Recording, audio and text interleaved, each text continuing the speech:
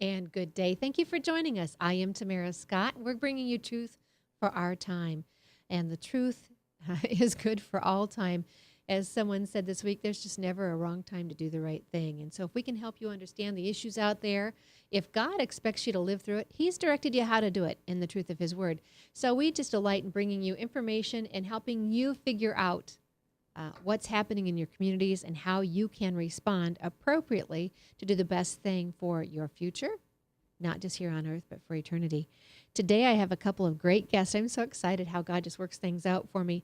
Greg Cummings is with the Tea Party Patriot. Greg Cummings is with the Tea Party Patriots. He'll be talking about several different issues that you need to know about. The beauty of it is they have a great website, and they have all kinds of little informative things for you to give you that quick update, that quick tutelage, so you can feel informed enough to talk to your legislators, which is what you need to do. And then Ken Canfield, the founder of the Center for National Fatherhood, the National Center for Fatherhood, will join us in the later part of the program because this Sunday is Father's Day. And I know men are usually last minute. I cracked up Mother's Day. I just howled. I think it was actually Mother's Day. And the aisles were full in the store of men and young boys looking for the cards for their mothers on that day. So women, I'll just clue you in. If you don't have your little card or your gift or whatever it is you do for Father's Day, get busy. You have only a few shopping days left. And maybe you have something even better than shopping, a gift that you make or something you do. But fatherhood is so important. It's so integral in raising great young men and women who are vital in society. And boy, when we see, I just don't know how to say it any more clearly, when we see the family broken, society pays the price. When the family is healthy, society benefits. And so when you hear politicians talking about being fiscally conservative or economic issues matter more than social, they've got it backwards, because you can't have sound fiscal policy unless you have sound social policy. Unhealthy families cannot survive, thrive, and create a healthy economic system. It just doesn't happen. So last week, I was able to attend the Issachar training and the response. Governor Nikki Haley out of South Carolina, following in the steps of Bobby Jindal in January of this year, Governor Perry in 2011, Lincoln several times over, George Washington, one of his first acts, calling this nation to prayer over and over, understanding God's providence for our freedom and our liberty, and the very fact that our independence as a nation totally relies on our dependence on Him and our salvation. So, Ryan, do you have a couple photos from the response? Let's pop those up there. It was a great event. There's nothing like being in a stadium full of people and hearing agreement in praying for our nation. How can you possibly be upset with that? Especially as we talked about last week with the Magna Carta 800th anniversary was just Monday, of the Magna Carta, one of those sacred documents, talking about this being the founding document of making sure that every individual is under the law. No one is above the law, and that we the people, America really brought that home, we the people make the law.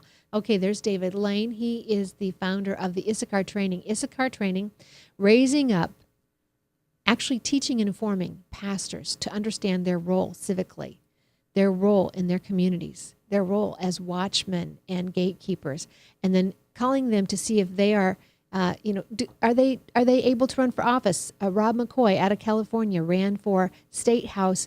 Tremendous race. I can't even go into all the details. 600 volunteers, millions spent on a House race or a state level race in California. And he lost that race, but only to come back and take up a city seat, a city council seat. So tremendous by that pastor. So if pastors are feeling called to run, and then also maybe they have somebody in their church. It's not them. It's somebody in their church that they can get behind to run. See, these are just some photos coming through from the response. And if we can go back to the national, you'll just continue forward. I think you'll see it here. Look at that crowd. Amazing. Okay, let's go forward and see if we can find the one of National Committee woman from South Carolina, Cindy Cow. Okay, oh, these are new photos. I haven't seen some of these. There seem to be more downloading, perhaps. Okay, I think it's right after this one coming up. National Committee woman with the podium. At the podium is Cindy Costa, Republican National Committee woman, who also participated in the Issachar training and the response, the call to prayer, understanding the necessity of having God's hand, just as George Washington understood it, just as Thomas Jefferson understood it, even though people try to deny that. So we're so thrilled to get to be there and participate in that. Iowan Karen Campbell from Concerned Women for America facilitated the prayer on education. She did a tremendous job, and I was honored to facilitate the prayers on media and news. So it was just, I have goosebumps talking about it. It was just great to be there. And so that prayer should continue on, and you can be praying for your state and your nation, and consider having one. Approach your governor, approach the journey, the response, and see how you go about it and what steps are taken. But let's have other states in this nation calling for prayer. We need help, and it's greater than just the government. And until we get it right in our house and God's house, we will never get it right in the state house, the schoolhouse, or the courthouse. So we must have those things in order. All right, we're going to go now to our first guest, Greg Cummings. Greg with 2 G's, Gregg. And Greg, you can reach Greg at teapartypatriots.org, teapartypatriots.org. Greg is with 2 G's, and we were just discussing the pronunciation, which I'm sure I'm totally just destroying. Greg with 2 G's sounds like an A. Yes, that's right. And Greg with 1 G sounds how? With an E sound. So it's either an E sound or an A sound. So it's either Greg or Greg. See, there's so little difference. It is. It's very, very little difference. It's funny, though. I'm going to miss it's it out. definitely a conversation starter. Well, thank you so much for what you do, and thank you for joining me in studio. We appreciate you and your group, your thousands, your millions of people who have woke up.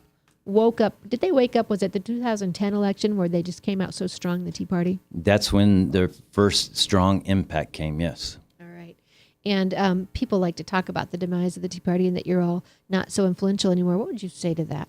I would say it's 100% wrong. The Tea Party movement is the movement of the people. And if we, the people, are alive, then the Tea Party is still alive. It's not any one or organization. Now, even though I am with the Tea Party Patriots, and I'm also the founder of We the People Tea Party of Southern Iowa, as well as the co-founder of the Iowa Grassroots Coalition, but all three of those are only part of the single movement in this country. And you just mentioned about the start. Well, 2009, prior to the 2010 election, there were 8 states in the United States that had trifecta Republican trifectas, okay? And a trifecta is when the governor and both sides of the state house are of one majority party. Okay. And there were only 8 Republican, and there were 16 Democrat.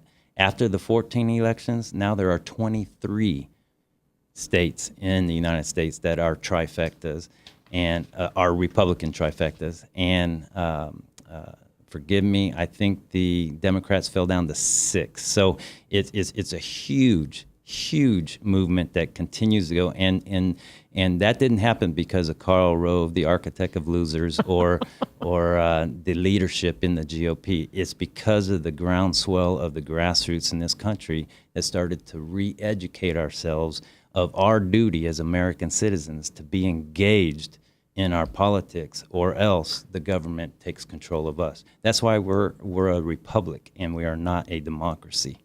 People don't get that, Greg. Don't. We pledge allegiance to the flag, and we talk about the republic, and we talk about being under God. And yet people will argue those 2 points. They do, and even Republicans will talk about our democracy. Without a doubt. And our forefathers did everything in their power to make sure we would never turn into a democracy. Because in a true democracy, if everybody raised their hand and said everybody in the country or all women in the country is going to wear burqas, guess what? The majority wins. That is a democracy. And a republic, the difference between the two is a democracy champions the will of the majority, where a republic champions the rights of each individual. And that's why we're the great American experiment. Love it. Will of the majority versus the rights of the individual, which comes back to the Magna Carta again. Yes. The 800th anniversary being on Monday, June 15th, in 1215, signed by King John and Runnymede. And you talked about the democracy. David Barton talks about it really well. he takes it back to the Latin or the Hebrew terms, and mobocracy is what it means. But all you do is build a fervor. Think about that. Think about any sports game you're in. Think about any time the riots that you see, a fervor. And if you called for someone's head during that time, if we had a democracy, who knows what would take place? He likens it back to the cross. And that democracy was what we had when they called for Jesus to be crucified, really without trial, really without just cause. That's the danger of a democracy. With a republic, we have that representation, and it slows down the process a little bit. We talk about how slow government is. Well, we saw with the gas tax this year, it's not always so slow, but there is a reason for it to be slow, to give thought, meditation, to reflect over the bill, to evaluate healthy outcomes, long-term results, to get past emotions and allow wisdom to set in, not just over this moment, what is best long-term. Yes. That's the difference. It's a huge difference. All right. Co-founder of Iowa Grassroots Coalition. Give us the website for that. IAGRC.com. IAGRC.com. Thank you so much for stopping by the studio here You at bet. Webcast One. I'm so pleased to have you. So let's talk. You have an event today. You're going to be at your congressional member's office. That's correct. I'm going down to both Grassley's and Ernst's office at noon today. And you're inviting everybody across the nation to join you. Yes, not only at their office, but their own congressional offices across the country. That's correct. And on what website was that where I saw that great map with all of the little R's, and you've got it spotted. Yeah, it's So- at teapartypatriots.org. And they can and it says join us June 17th at noon. And if they click on That's that, correct. they'll find talking points and information. Yep, there's a toolkit that they can download with talking points and what the situation is. And I think you have a video. I think that'd be a good time for that video right now. if Sir you have it. Ryan, do we have time? Hey, I like that. Maybe I'll just call you Sir Ryan after we dealt with the Magna Carta last week. Do we have that video? There it is.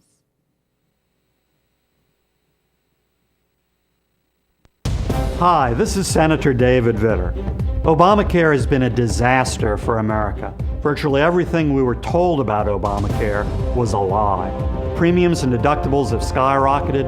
Many of us have lost our trusted doctors, and those who can't afford to pay the high cost now have to pay a penalty to the IRS.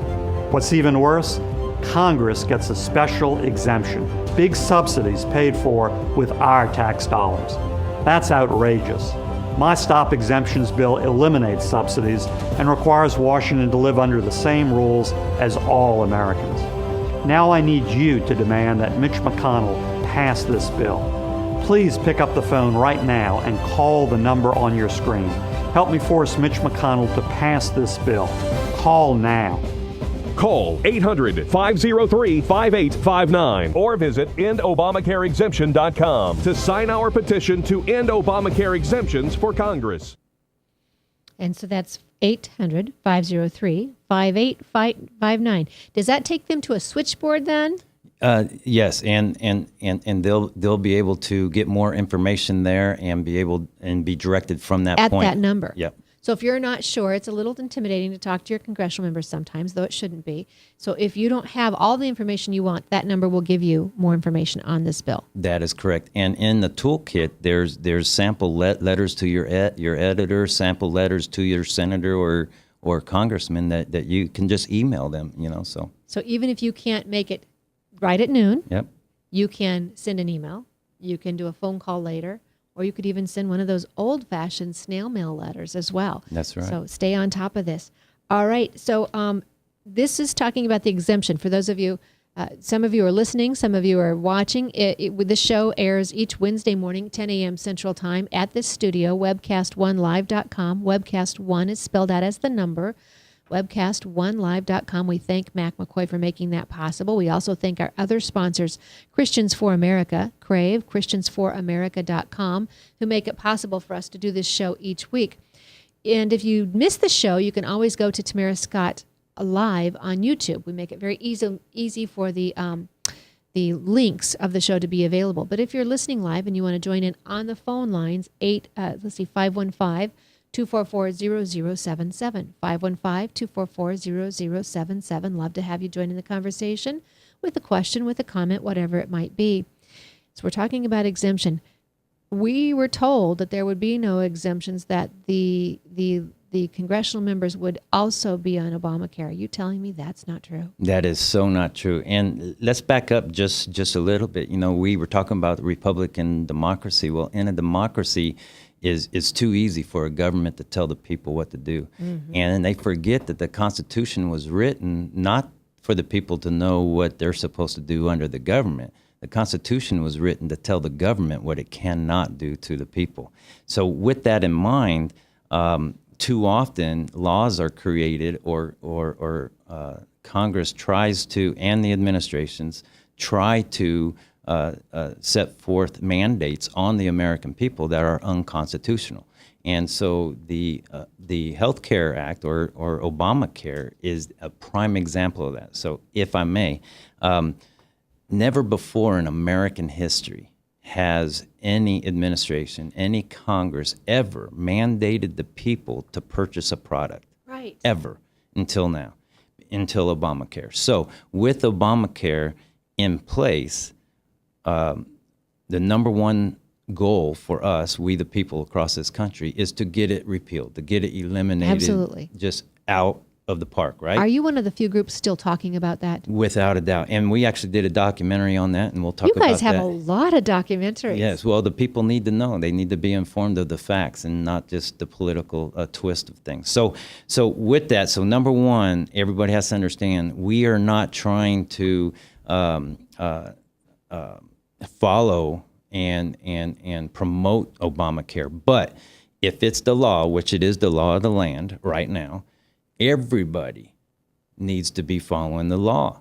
Nobody should be exempt, especially Right. Congress. Congress is not a special class of people that are above the law, right? Everybody lives under the law, okay? So when you go and tell your congressperson, whether it's a senator or a representative, they're going to tell you that that's not true at all. We are a part of the exchange, okay? Okay. But let me explain the manipulation here. All right. Okay. The Judicial Watch, which is a very good group. Yes, I'm getting their, all of a sudden I'm getting their newsletters. It's terrific. Yes, great group. They did the Freedom of Information Act, and they went in and asked, did Congress apply for small business identification? And they did. And here's the documentation. I'll just give that to you. And it shows the examples of the actual applications, which are fraudulent applications, which I'll explain here in a second. There are only 2 ID numbers for Congress, one for the Senate and one for the House. And Section 1512 of Obamacare, do I have time to read it? Yeah, go ahead. Okay. I don't know how long it is. No, it's just a paragraph. And it says, if the employee purchases a qualified health plan through the exchange, the employee will lose the employer contribution, if any, to any health benefits plan offered by the employer, and that all or a portion of such contribution be excludable from income or federal income tax purposes. So in other words, if the small business is 50 or more, it's not a small business, it's a large business. And you are not allowed to receive subsidies, okay? Okay. Congress knows this. So what Congress did, each office went in and applied as a small business, which is 50 or less employees. But that's fraudulent because each office doesn't have their own ID number. There's only 2, and there's over 20,000 employees in Congress. So there's no way that they can continue to receive any kind of subsidies. But because they went to the administration, and the administration made sure that Congress then can apply for small business, now they can actually claim they are in the exchange, in the DC exchange, which they are under the small business, and they also are the only small business in America that are receiving $5,000 to $11,000 per person subsidies for their health care.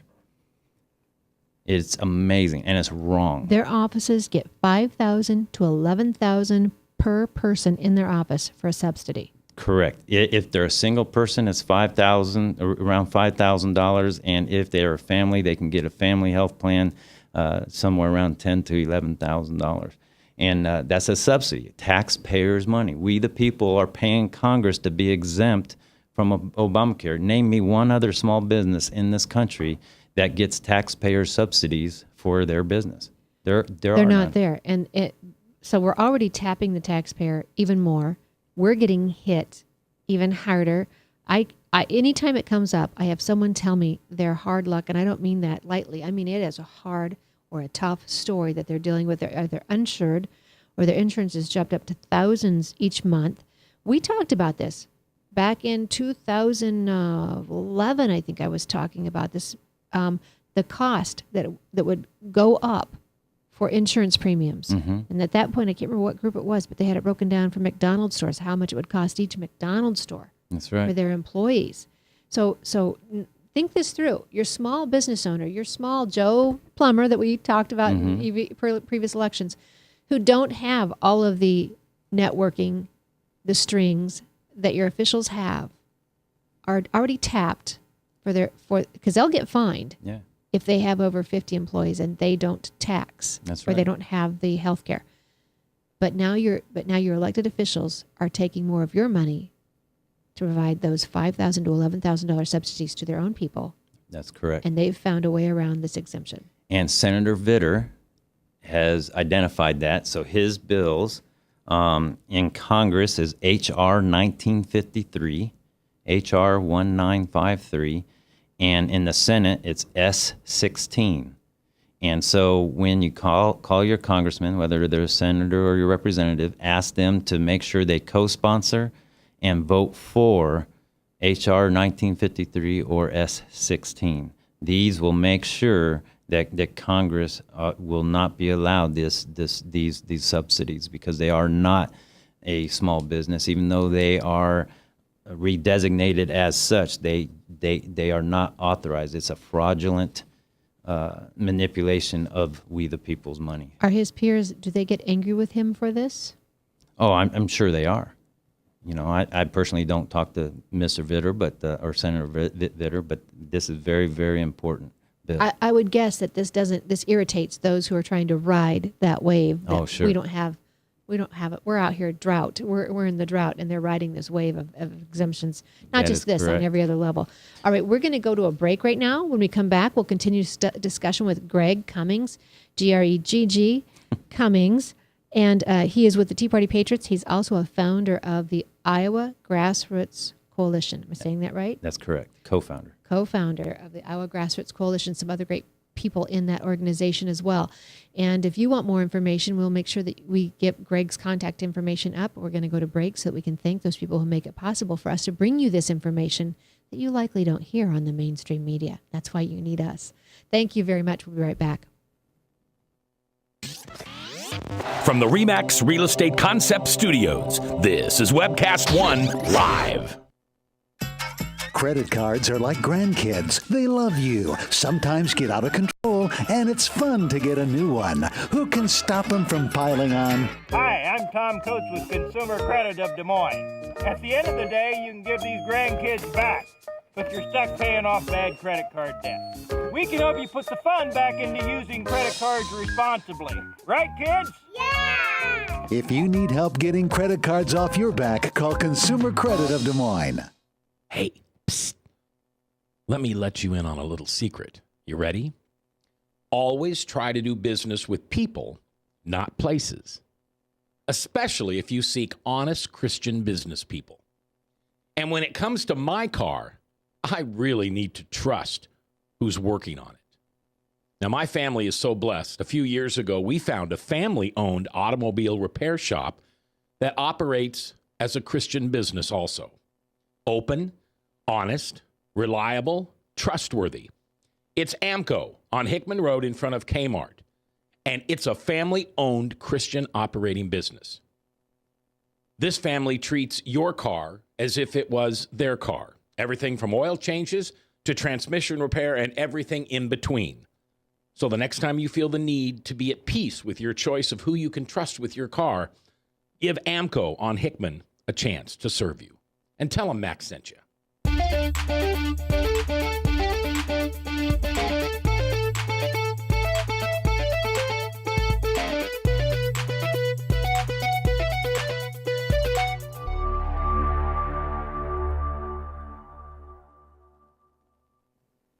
And I am Tamara Scott. We're talking with Greg Cummings from the Tea Party Patriots, also from the Iowa Grassroots Coalition.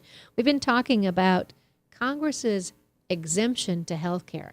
You know, those affordable health care costs that are killing small businesses across the country and really doing damage to family businesses as well.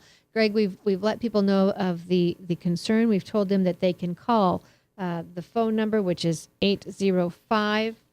Better look it up, make sure I'm telling you the truth. 805-503-5859 for more information. But you're telling me there may even be another solution. Oh, without a doubt, there's a solution. And for your listeners, please take this information and share it with family members and neighbors and everybody that you can. This July 1st at 7 p.m., you can sign up for a free webinar on the Healthcare Compact presentation.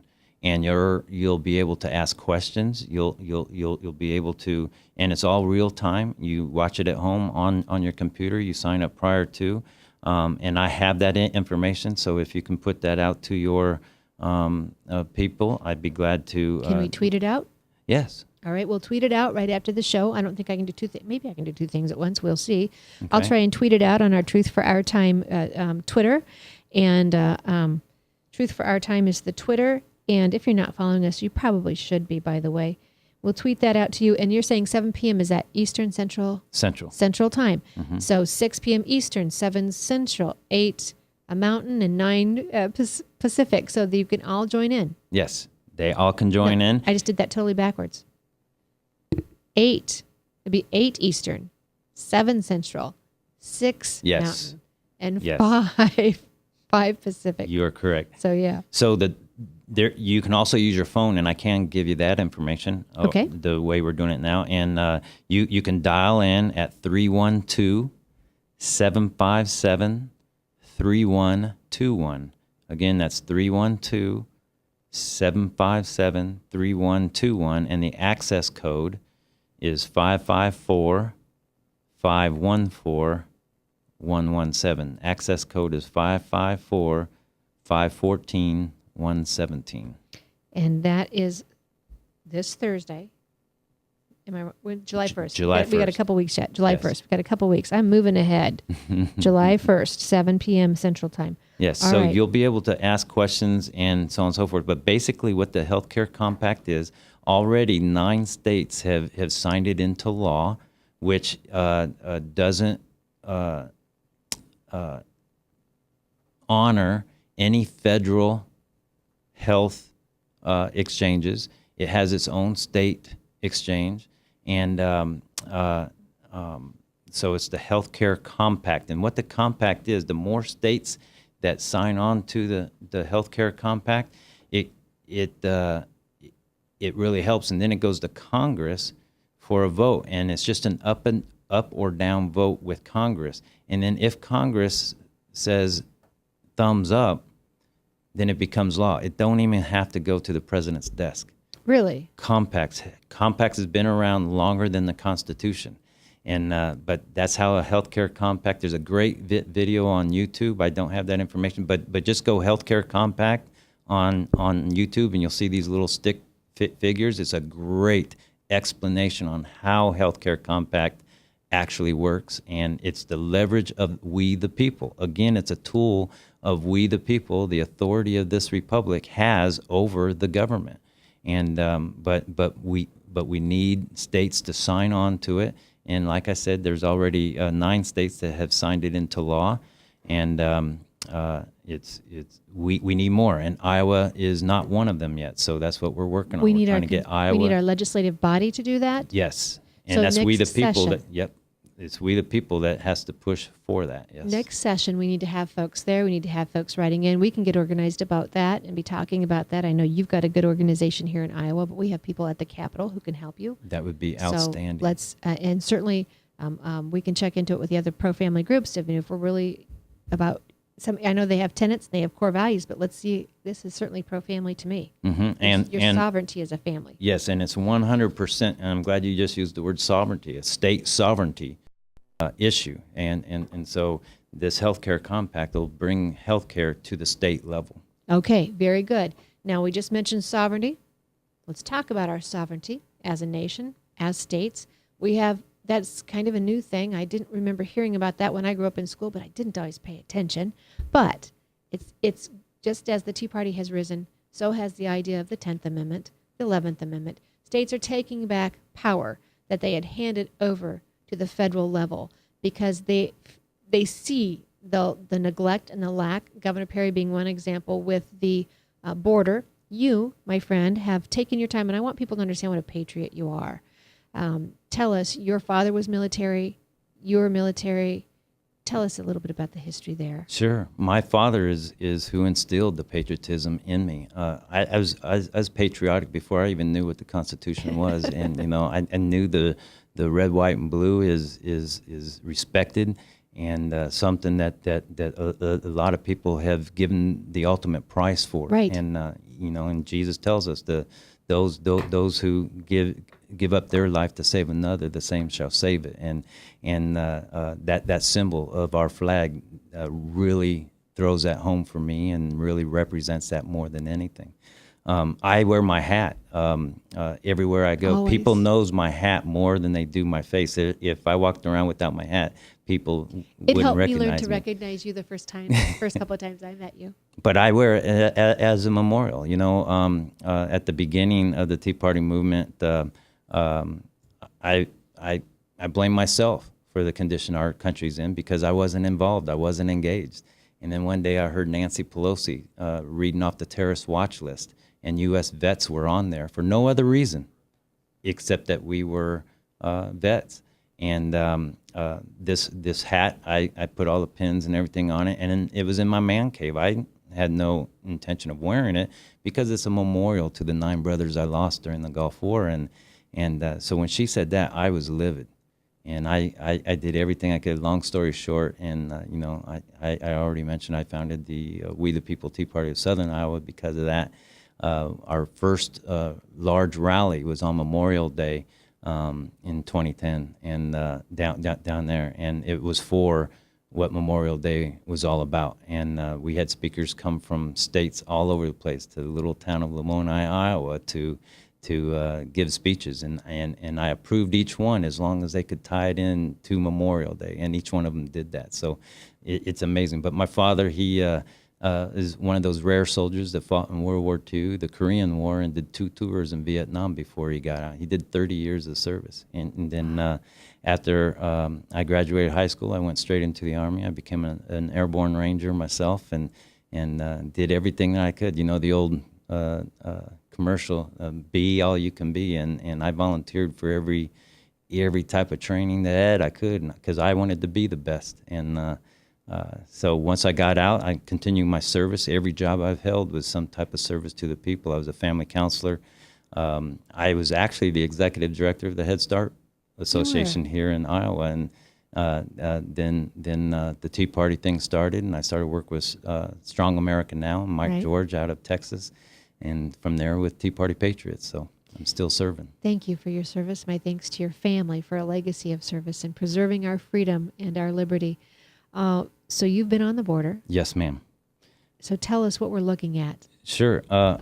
The Tea Party Patriots, a good friend of mine, Mark Hager, one day, he and his group out of North Carolina really wanted to find out more of the situation of our security of our country, and so they asked me to come with them on a documentary, and at that time it was an amateur documentary that we did, and so that was my first visit to the border. And then we actually did we followed the drug trade on that one. And it took us to New York City. We just followed one, and we had some great interviews from FBI officials and so on and so forth. But then through that triggered the Tea Party Patriots to sit down with Mark and I and say, you know what, let's fund a professional documentary, and let's make it under an hour, and let's get the true message of really the situation on the border. So we agreed, and so Mark Hager from North Carolina and myself, we took a professional film crew, and we actually traveled the 2,200 miles of border of our, by ourselves. And we didn't want to talk to the government. We didn't want to talk to the governors of each one of those states. We wanted to talk to the people that own the property that the border is on, the American citizens in those cities that are on the border. And we wanted to talk to the sheriffs of the border. And we actually had a very good relationship with Sheriff Larry Deaver, who's now deceased. After a few weeks after we finished filming the first documentary, he mysteriously died. And but he testified before Congress. He went to every news agency and gave pressers of the situation and how bad it is on the border. And Congress nodded, yes, that's horrible. We'll be here to help you. Nothing happened. All the major news stations from Fox, CNN, MSNBC, ABC, you name it, they all said the same thing. We'll definitely get your message out. Very little happened. So they're vastly ignored, and the government's ignoring the wide open borders. And it's so bad. I was talking to a rancher that is constantly repairing property on his property, and he says, Greg, every time you go out with your family, you go shopping with your family or you go out to eat with your family, when you get home, you tell your family to stay in the car, right? So that you can go in and clear your home and make sure it's safe, right? And I say, no. He says that happens every single time we leave our home, and it's been that way for 20-some years. And it is that bad. We have murders, rapes, and theft, and just some horrible crime on the borders that go unsolved because the perpetrators aren't there anymore because they're passing through. And so the sheriffs told us that you listen to the administration and the governors, and they say, yes, we've got the best technology, and we've hired 3 times as many border patrol, which is all true, but the technology, the heat sensors and drones and those kind of things are employed in the populated areas, not in the high traffic areas where they're coming into the states, where they literally walking through. Just walking across. Walking across the border. You'll see fences that are just barbed wire. You'll see no fences at all on this. The border patrols are 80 to 190 miles inland. This is past all the little communities that live on the border. It does you no good if you're really in. No, and the individuals will come across the border, and they literally just go around the border patrol stations, and they meet up on the other side, and they continue on. And it's a horrible, horrible situation. The sheriffs themselves say that they can shut down the border tight in 3 days if they were given the authority. They would put the border patrol personnel actually on the border, actually doing patrols. There's plenty of border patrol people to have one every mile if they wanted to. Okay. So the documentary, how do people find that? It's on YouTube. It's for free. It's called Border States of America. Nick Searcy, the actor, agreed to come and actually host the documentary for us. So it's very professionally done. And this is the message of the sheriffs. Okay. And you just mentioned what's happening. And now, folks, you know the truth. And now we only have a couple minutes left. We're pushing it. Now, when you talk to folks who have a chance to meet presidential candidates, they now have a chance to assess and to ask some of these questions. And we just have maybe just a minute left, but show us the card, and you can put it right here in front of the camera. You have an assessment tool prepared for people. Where's our camera at? Yes, and this is actually the main reason why I wanted to come on today, but this is the Honest Assessment Card. Go to iagrc.com, iagrc.com, and click on Candidates. and you'll see how this works. Basically, if you submit your top 10 by using this assessment into the Iowa Grassroots Coalition, we will post the top 5 at the end of every month. So people have a place to go to where they know it's not a manipulated poll. This is what the true conservatives of the state of Iowa are saying are the top 5 candidates These leading into the caucus. Yep. Me as a grassroots citizen, these are the 5 I like. This is not a poll where they only ask a skewed number. It's not an agenda-driven poll. This is your chance to hear the candidates, ask the tough questions like you're talking about on healthcare and on border patrol, on security. And do your assessments of their character and their core values. Yes. And then turn these in. And so where they go to Iowa Grassroots Coalition, which is IAGRC.com to get these cards. Yep. And the instructions are on the back. And the key part of this is when your number 1 champion drops out, we're asking you to don't go home as well. Take off that champion shirt and put on your number 2's champion shirt, because we have faith in the conservative people of state of Iowa that the top 5 will be the best. And it won't be that establishment big money guy like last go round. It was Mitt Romney. And we all know who the big money establishment guy this time. We don't want big money to win over we the people's honest assessments of who's the best for the job. And this will require some homework. You have to do it. But this is what made America great. Your liberty was it Webster that said God grants liberty to those who will protect it. Here is your chance. Here is your chance to be involved, to have your voice heard. And so, Greg, thank you so much for coming on today. Appreciate everything you do. People want to find you. They can find you, GREGG, at teapartypatriots.org. Thank you very much. It's my honor to have you in my studio. Thank you for your service to this country and to each of us each day. We'll be right back, and Ken Canf will be joining us. He's the founder of the National Center on Fatherhood. We look forward to having him join us as we talk about fathers. You heard Greg share a little bit about his dad today. And even if you may not have a great story on your dad, I'll tell you what, God still has a plan and something better for you ahead. So stay tuned. From the RE/MAX Real Estate Concept Studios, this is Webcast One Live. I'm Brian Leach, owner of Service Legends, and my position is Chief Talent Officer. I'm Nicholas Wonderscheid. I am Bernie Hobbs. And I'm the Service Manager. Marketing Director and Client Relations Manager. Everything that we do is about ensuring that we exceed your expectations. Our clients are important to us. 100% satisfaction. We're not just focused on heating and cooling. That's the easiest part of our job, actually, is fixing furnaces and air conditioners. Everyone that we come in touch with, we want to improve lives. Bottom line is, we've got our installation guarantees, 25% energy savings guarantee, comfort guarantee, temperature selection guarantee, property protection guarantee. 100% satisfaction guaranteed. Fixed rate or it's free. All of those guarantees are backed up with a 100% money-back guarantee to hold ourselves accountable to making sure that you get what you're after. Just fixing the problem today. If they have another problem 5 days down the road, it's still fixed rate or it's free. We use what's called straightforward pricing. Our technicians are going to give you an exact to-the-penny price on what it's going to take before they move forward with any repair.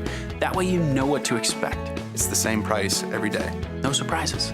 If you get off work at 5 o'clock in the afternoon, you come home, you realize that, oh, my furnace is broken. Now you need to call somebody out that night. You shouldn't have to pay more for that. We're guaranteeing service 24/7. We run afternoons, evenings, nights, weekends. We're staffed to work that. Phone rings at 3 in the morning. You'll get one of our representatives answering the phone every time. We're not sending you out to Timbuktu in some call center. It's our Service Legend team members, our mission control team. I'll take a call anytime. And then they answer the phones the same way during the day as they do at night. It's a great day at your service company. How can we make you smile? That's the only way to provide true 24-hour service. When you're able to let somebody actually live in their home safely when they weren't able to do that before, where they don't have to stay up at night and worry about, is the heat going to come back on? Are we going to freeze the pipes? Is the baby in the room next door going to be sick because they got too cold? When you're able to help somebody overcome challenges like that, that's impacting a life. That makes a difference. I get goosebumps thinking about it. I love the team. I love the people that I work with. We have fun, but we work hard. I call them my ambassadors of legendary service. If you could just envision what that is, that's who we're sending to your home. They literally will call in, pick up the phone and call and say, hey, I want to talk to your manager. And I get on the phone, they're like, that technician that was at my house was the greatest technician ever. That's cool to me. We want to brighten people's days. Every person that we have going into the house has gone through an extensive background check. Drug testing. We have a very thorough interview process that 1 out of 140 people make it through. If we promise you something, that's what you're going to get, no matter what. We're here when you need us to protect the safety and comfort of your family. If you're not happy, we're going to make it right. If we're willing to put 100% money back guarantee on what we do, what type of work do you think we do? Give us a call. We're there for you 24/7, 365 days a year. Enough said. And thank you for joining us and staying tuned. I am Tamara Scott, bringing you truth for our time. We're talking today, we spoke earlier with Greg Cummings from the Tea Party Patriots, and now joining us is Ken Canfield. Ken is the founder of the National Center on Fatherhood, and of course, next Sunday is Father's Day. And so, Ken, thank you so much for taking time out to stop in and join us. I'm delighted, and it's great to hear the work you're doing to bolster and strengthen Iowa fathers, grandfathers, and father figures. Thank you so much. Now, you have been on the national spectrum of building up the role of men. And, of course, you know, one of my other hats is the State Director of Concerned Women for America. We're that women's group that likes men, and we actually honor the role of the father in the home. And it's so often misunderstood. You know, the biblical role of a family, some people like to try and say that, you know, the man is dominant and the woman is a servant, and that's not the way it is. There's a omission out there that when your husband truly loves you as God loved the church, he will do anything for you, die for you, and he wants what's best for you as a wife, and he'll help you find that ministry and role God has for you, which really makes the family strong. Strong women make even stronger men. That's right. I mean, you hit the nerve center right there, and this is a tough one for men. I don't think there's anything more humbling for a woman than to bear and birth a child. We know the pain, we know the stress, we know the nurture that first few years and in caring for a young child. In a similar path, men need to recognize the road to fatherhood is true greatness, and it's expressed in humility.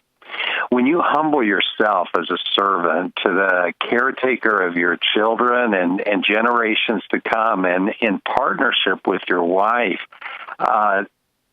take up, you know, the responsibility of proactive fathering, you're going to be remembered and your life will have a lasting impact, more so than building businesses and getting fame and so forth. And it's so encouraging that you're focusing on, you know, everyday dads can make changes that will be super and have impacts that will go long beyond their life.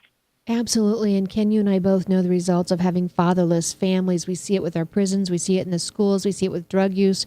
We see it now, you know, teen suicide. We just see so many issues where the family is hurting and society pays the cost. So here we are in the mess we are because of our neglect, because of our, frankly, our rebellion, selfish, wicked ways. We just wanted what was happiness for us as an adult, not thinking long-term for our children often. And as one man said, there are no illegitimate children. There are illegitimate parents. Oh, well said. What would you say to those dads out there? Well, several things. First of all, dads, the opportunity you have in being a father figure is something that will distinguish you as a man. Every man over the age of 18 is a father figure. You don't have to have a biological child to exercise this, what I call father power, healthy father power, as you engender the next generation. You know, the gender identity that we're endowed with comes from our father. Certainly, you know, what's going on in the womb is mystical and so forth, but that contribution you make and that connection over the long haul really brings out the beauty and the femininity in women and the masculinity and strength in men. This is biologically, you know, not debatable. It's very, very clear. In addition, as you begin to take up that responsibility, others will applaud. Now, not every day. You talk to any mother of a 2 or 3-year-old, they don't say after getting their diaper changed or nose wiped, "Oh, thank you, Mother, for doing this." But I guarantee as children go through the life course, as they mature, there will be those golden moments like touches of heaven where they'll turn and say, thank you, Dad, for doing what you did. Thank you for hanging in there. Thank you for being there for me. And this is so important to you. It's life-giving, it's life-extending, and it's something that you shouldn't miss. Chasing after so many of the mirages, the material mirages that this culture puts in our way. Oh, you need more stuff, or you need more power, you need baloney. When you start tuning in to the hearts of children, your heart will be changed and transformed. Powerful. Ken Canfield is my guest. He's the founder of the National Center on Fatherhood. We're talking about the role of dads. Ken, talk to those dads who maybe don't live in-house with their children. It seems, that's so common anymore, and it's so unfortunate. But talk to those dads. Of course, the perfect role is to have that intact family, biological parents of the child in a healthy relationship in the same home. Think this through, folks. You're asking your child to bounce back and forth between two homes. You know how it is, even when you go on a wonderful vacation, it feels good to get home to have a landing spot. Yeah. Our kids too often don't have that. But, Ken, here we are in too many situations. Talk to these dads about what they can do if they are removed from that home. Yeah, certainly you're facing complex family system challenges. First and foremost, consistency is key. It's an attribute. Your consistency and predictability in showing up to pick up the children, pay child support, doing the things, calling them, sending them notes, and being there is so, so important. Second, still value and respect. I don't know what your situation may be. Your child's mother may have jumped the fence for greener pastures. Nevertheless, talking down and denigrating her is going to have a negative impact on your children. Don't go there. Take the high road. Esteem that child and do what you can do. Now, if you're in a new marriage or if you're anticipating that or new relationship, make that a high-quality relationship. And I'll tell you why. If there's a second marriage, if you make it work, if it is different because you have made changes, it will send a message to your children and those watching you that marriage can work, that you can overcome, you can work through some stuff. Now, there are confounding challenges facing dads, when they're long distance, like my oldest son who was deployed in a hardship tour for a year in Afghanistan, and the reentry process with his daughter and his wife. There are other things when work will call you, and those things need to be dealt with as you begin to bring yourself back into the family system again in a humble, respectful way. And so those are a few ideas for dads that are in that fragile position. And this is a prayer I pray regularly because I know and work and I feel like you do for those fathers.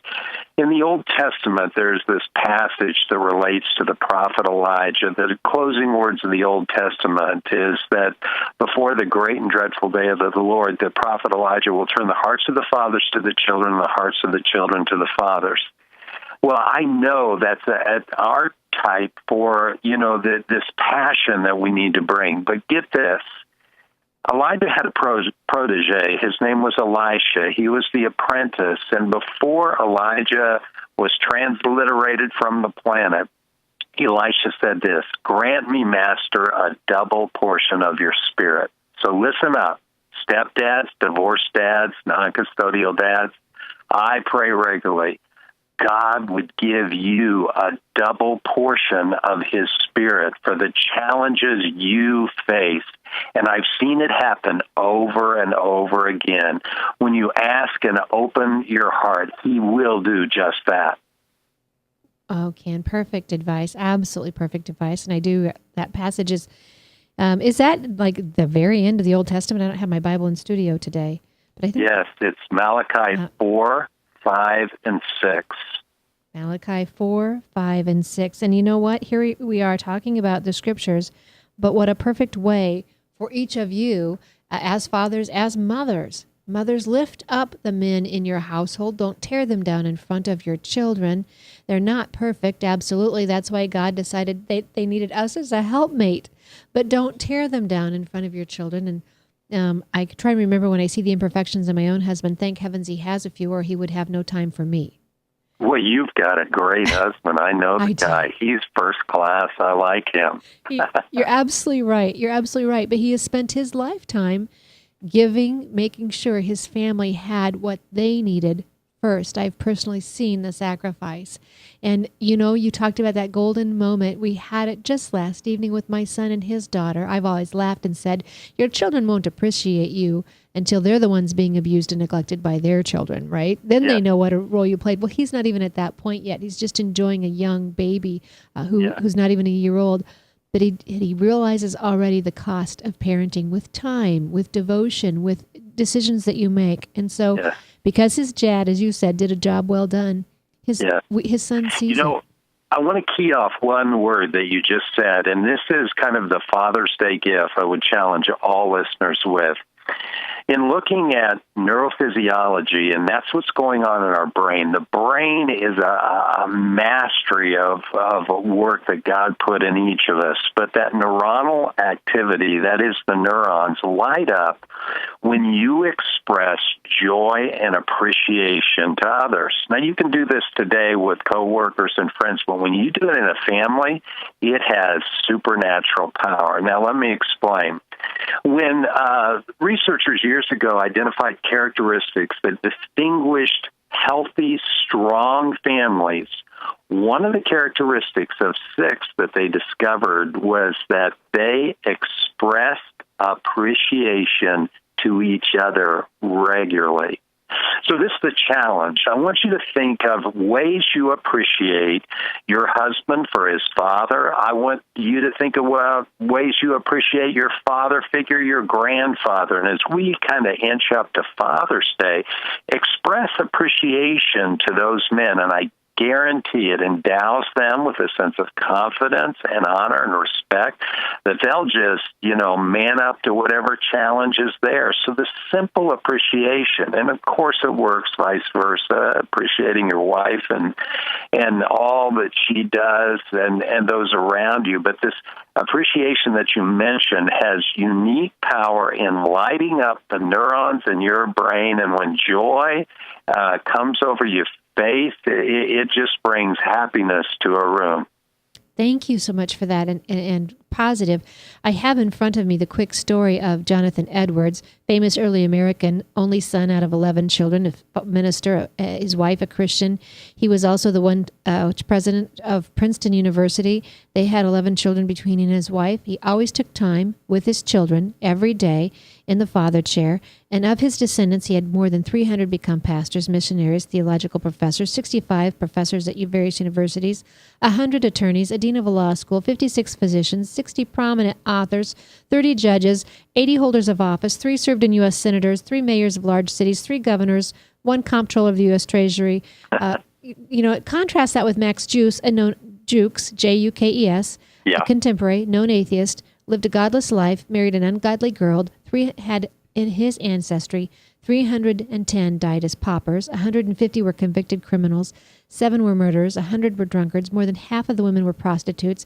His 540 descendants cost the state $1.25 million at that time, would be the contemporary of Jonathan Edwards. We have only a minute left, Ken Canfield, but fatherhoods make a difference. Families make a difference on our culture. Well, and let me just say this. Marriage to a Difficult Man is a book about being married to Jonathan Edwards, I think, who shoulders the joy of having such great posterity is Jonathan's wife. Now, he was a hard-driving guy, but his wife was kind of that buffer, what is needed in a family. So it lifts us up to the final. If you're a father, you want to be the best father you can be, I would say respect the mother of your children, regardless of where she is or what the situation is. And if you have the privilege of living with her, say with a smile quietly after you've celebrated this Father's Day, honey, this wouldn't have been possible without you. Thank you. Thank you. Ken, wonderful, perfect. Your timing was actually excellent. We're out of time here. I hope you will come back and join us again. I will. Ken Canfield, the founder of National Center on Fatherhood. You can find him, fathers.com. Fathers.com. Is there any other way they can get a hold of you, Ken? We might have lost him. You already stepped away. Well, my thanks to him for joining us. You have the opportunity to make the best for your family this week. Go out and do it. You've been given great information. Be encouraged and never be complacent.